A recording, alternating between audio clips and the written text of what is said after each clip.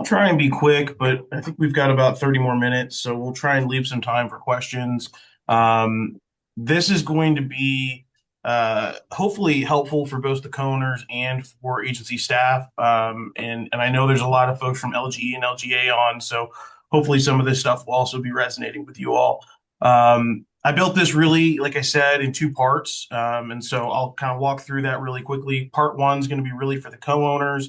So listen up for the next, 10 minutes, and then part two will really be more for the doers, the folks that are, in the agency, running, the day to day, and the agents themselves. So in part one, I'm going to kind of talk through how you can leverage ChatGPT to work similar to a chief strategy officer, how you can use it for forecasting and goal setting, how to stress test strategies, how to work through decisions and support your ideas, and really just using it more as an assistant and as a thinking partner. In part two, like I said, I'll dive a little bit more into the day-to-day uses for it, things like client communications, role playing with AI, and then I've got a couple of things that I am going to actually pull up my chat GPT and share a couple of examples of some things that I've been using it for. So quickly, just a disclaimer, how to think about ChatGPT, right? It is an assistant. It's really a first draft generator. It's a thinking partner, but it is not an underwriter. It's not a coverage decision maker. It's not your compliance or your legal department. So just remember, what you're using it for and how to use it properly. Because, and Scott mentioned it earlier, because we are on or if you have the enterprise version of ChatGPT, it is a safe environment, so you can put personal information in there. It's still a good reminder, though, if you're using the free version, which you shouldn't be, but if you're using it outside of work, don't put any PII in there. And always remember, the AI does the drafting. We, the humans, we verify everything before we send it, post it, whatever. So, as a co-owner, these are some of the things that I've used ChatGPT for recently. Just as ways to help me work through either my day-to-day work or ways to think about complex problems. So, I've broken it out into a couple of different categories, and then I've put prompts that I've actually used. These are ones I've written myself and used in ChatGPT. I won't read through them all, but just kind of give you an idea of some ways you can use this as a co-owner, agency owner. Use it for brainstorming and strategy, using it for insights. And like I said, stress testing ideas. Sometimes you have a ton of data, whether it's an agency Zoom or AMS 360, and instead of pulling an Excel file and digging into that for an hour or two, you can throw it into ChatGPT, ask some questions, get some really good information back, and then always you can go back and look at that stuff and make sure it's accurate.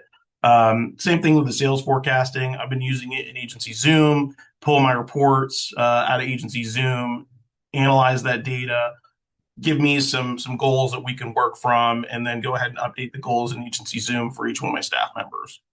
And again, the way that you prompt it, again, is really important. And you'll see these are relatively detailed as opposed to just, review this deck or review this data slide. So you want to just make sure you're providing those clear constraints around what you're trying to ask it to do. Again, agency ops and rev ops, I've used it for, how do I audit my website? How do I get more leads to my website that will convert? How do we continue to drive, more sales in our agency? Also using it for acquisition prospecting, so looking for other agencies to purchase and acquire, and leveraging its power to go out onto the web and search, really any source that's available. And it's really kind of cool to see it do that kind of stuff. Another thing that's been really neat, I know a lot of folks, like I've said, or mentioned already, are on agency Zoom. I recently used it in agent mode. That is a function that you can turn on in ChatGPT that actually will function like a person, if you will. It'll go and it'll browse your browser. It'll click on things. It'll open up tabs.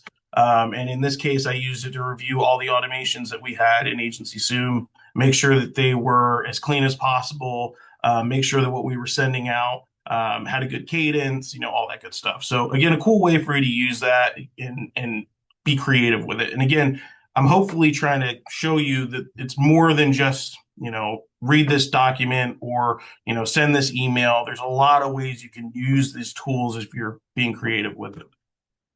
Again, I talked about this earlier, and I just want to make sure everyone understands, especially for the co-owners, you can talk to this like it's your chief strategy officer. Give it a problem, whether it's a prompt or a document or an email thread that maybe you and your leadership team are having. And then you can start asking questions like, argue both sides of the decision. What am I not seeing? What assumptions may I be making? Things like that, where it will test and stress test that strategy for you. And again, it's just to help you think about things a little bit differently, right? Having that thinking partner with you can be super helpful. Now I'm going to switch gears. So this is now going to be more for the agency staff. And really, I want you to kind of think through how you could use this in your day to day. We all take a ton of really good notes when we're on our client calls or hopefully having client meetings. Whether you're using a note taker, whether you're doing that the old-fashioned way, wherever those notes are captured, you can then throw them into ChatGPT. If they're written, you can take a picture of them and you can upload that. But then you can use this prompt to build yourself a client-ready recap, build yourself an internal agency note so you can throw that into AMS 360 or in Zoom, a task list, things that you need to accomplish, and then you can actually write out a clear client email with all the bullet points based on the conversation you had and boil down maybe a 30-minute conversation into, a couple of quick bullet points so you can get it shot out to them. And again, the easiest way to do this is using a really clean prompt structure. So on the right-hand side, you'll see that structure for this is the role, task, and tone. So role, you want to tell it what it's going to do. Who is it? You're an insurance account manager, right? Task is writing a follow-up email. Tone, you want to tell it how you want it to actually sound when it sends that email. Do you want it to sound urgent? Do you want it to sound calm and clear? Do you want it to, convince them to, move forward with the sale? But you want to make sure that you tell it that so that it's clear or so that it's able to write exactly what you want. And then constraints, right? What are the things you don't want it to do or don't want it to say? Again, just as important as telling it what to do, you want to make sure you tell it what you don't want it to do. Next one that I'll go to is another that we're all seeing, I'm sure, is this price increase. How do you de-escalate that? You can use ChatGPT to role play, those scenarios. If you just got on a call with a client or just got off of a call, excuse me, you can take those objections that they were giving you, plug them into ChatGPT, and you can have it role play with you. Better ways for you to, maybe respond in the future to those objections. And I'll walk through that here in a moment in an example. But again, just getting ways for you to maybe spark some ideas for how you could use this in your day-to-day work. For quoting and intake, it's another thing you can do really cool is, and I think Scott showed it a little bit, is you can throw documents in here. You could throw a couple of different policies that you want to compare, and you can find the underwriting gaps between the two of them. You can throw that document in there, ask it this prompt below, your commercial lines account manager, review the submission, summary, and identify, bop, bop, bop, and it'll spit out a missing info audit, essentially. And so this is just another way that you can use this tool to, again, help you in your role. I'll talk a little bit more about the coaching and role playing in a moment, but I just wanted to show this is another way that you can use this tool in a little bit more creative way and use it as a partner to kind of talk through ideas or talk through problems that you're having. So let me go ahead and share my screen really quickly, and I'll show you how I've used this in just to kind of give you an idea of ways you can leverage this. So I asked it, act as a skeptical client, challenge me with realistic objections about price. I can get this online. Why do I need all this info? I had a bad claims experience. And we'll walk through this call, so to speak. So it goes ahead and has the first objection. It says your price is obviously higher than the one I got from Geico. It's the same coverage limits. Why would I pay more just to use an agent? So I gave my spiel here. We don't just shop for price. We look at your insurance story, make sure we find the best coverage for your needs and not just find you the cheapest price. And we want to make sure you're protected and have peace of mind. Sounds nice, but this is what the client may have heard based on what ChatGPT saw. And it critiques it for me, which is nice. It says, this is a weak answer. It's abstract. Use words like insurance story, peace of mind. They sound nice, but they're vague. It doesn't really answer the question. Feels like a script. And, a skeptical client hears that line 10 times a week. They've been talking to all these other agencies. They're sick of hearing that, right? So if it then prompts it to say, okay, but it's still $400 more, right? Like they're still saying, yeah, I heard what you said, peace of mind, yada yada yada, but it's still $400, man. Like, what do we do about that? So you can then go into this next line, which it says, okay, here's a stronger way to do this, right? Here's a more tightened up approach. And it gives you that spiel, and I'll just quickly read it. It says, that's fair. If everything's truly is identical, you shouldn't pay more. The question isn't just limits, it's how the policy responds when something actually happens.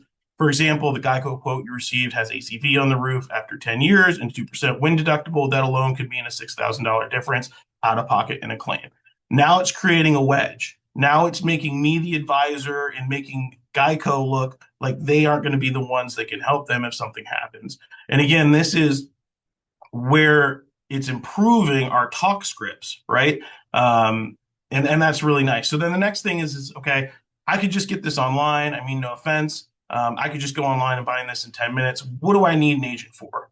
And you can ask it to coach you, right? You could say, okay, I don't have a good response for that. Coach me on the best possible response to this objection. And it'll go ahead and take you through that process. So again, this is a pretty long, but these are ways that you can use ChatGPT to role play. And then I think so I've got a bunch of these that I've done. But this has been really, really cool. And I think a quick way for you to start using chat after you maybe had a tough call, or you might have a few minutes after lunch and you want to just run through a couple of these because you keep hearing the same objections over and over again. And this is a way for you maybe just, like I said, strengthen that talk script for yourself and maybe for your team. The next one I'm going to show you is this data analysis. And again, this is more for the co-owners. I took some data out of my sales tool, and I told it, analyze this data and provide trends, anomalies, and anything else relevant to make my business stronger, as well as my strategy. Gave it my monthly sales data. It came here, it spit out, here's your top level summary, agents having a healthy, productive year. Here's the sales and premium numbers. March was our record month last year. But it starts to kind of show some of the things that maybe we're lacking or things we need to fix. Our policies per sale holds at 1.1. That's not great. He says, most top performing agencies are about 1.2, 1.35. We're a heavy monoline agency, so that's something I'm well aware of, but we're working on it. But then it gives me this insight, which is cool. Even a lift from 1.1 to 1.2 would add an extra 531 policies and an extra 700,000 in premium and 90,000 in revenue. Like that's insight that helps me understand how important just going up 0.1% would work in my agency if I'm improving our policy per sale. So those types of things help me quickly go, okay, that's something I can strategize on. I can go to my team on, and we can actually start working towards. So again, this is a way to stress test ideas, a way for you to surface ideas that maybe you're not seeing in your data, and again, make you a better, co-owner. So I'll show you another one here that I just did, and this is more for probably you commercial folks, but anyone could probably use this. Act as an insurance underwriter, review this local company's website, and find any risks, and also provide a robust list of coverages they should have in order to keep them covered properly. So Noodles & Co. is a local company here. I think they might be franchised now, but I put their website in. I had it go in and basically just comb the website and then give me all those operational risks that it saw. So it gave me a list of things, whether it's, foodborne illness, allergens, are they using peanuts, things of that nature, cyber liability and privacy. It was able to find a few things out there that mentioned that they had some cyber attacks in the last, few years, so something to consider. They have a gift card program. There may be some fraud there you need to be aware of. And then let me scroll down here. Here's the coverage checklist that it suggested, we discussed with this client. So a CGL, liquor liability, and then it says it noted that alcohol may be sold on some premises based on the handbook that it found. So you want to make sure you ask that question. Umbrella, workers' comp, commercial auto, et cetera, et cetera. So again, this just helps you start to build out, that view of the client, and where they may be missing, coverages, or where you may be able to drive a wedge, within the incumbent. The last thing I'm going to show you is how I've been using this to help me translate some of our Spanish calls. So we are about a third of our book is Spanish speaking. And so we have staff that speak Spanish, but not every call gets answered in Spanish. So I have a tool here that we're testing right now. I don't know if I can even share this, but I'm going to. This is Sonnet. It's our voice AI tool. It just took a call from a person, and I went ahead and I took the transcript of the call. It's in Spanish. I speak some Spanish, but I don't speak it well enough to go through and translate this entire thing. So I took that, and then I brought it over into ChatGPT, and I said, summarize this call and translate it to English for me. I also want you to provide action items and quote details for me so that I can get started quoting this lead. I also want you to format an email to Faustino that lets them know we are working on their quote. I then pasted my transcript here below in Spanish. It went ahead and started creating my breakdown. Here's the call summary, lead, phone number, address, what they're looking for, liability only for 3 vehicles, no additional coverages. Here's the vehicles. It was able to take that out of the call. He's got a Chevy Express, Ford Expedition, a Honda Civic.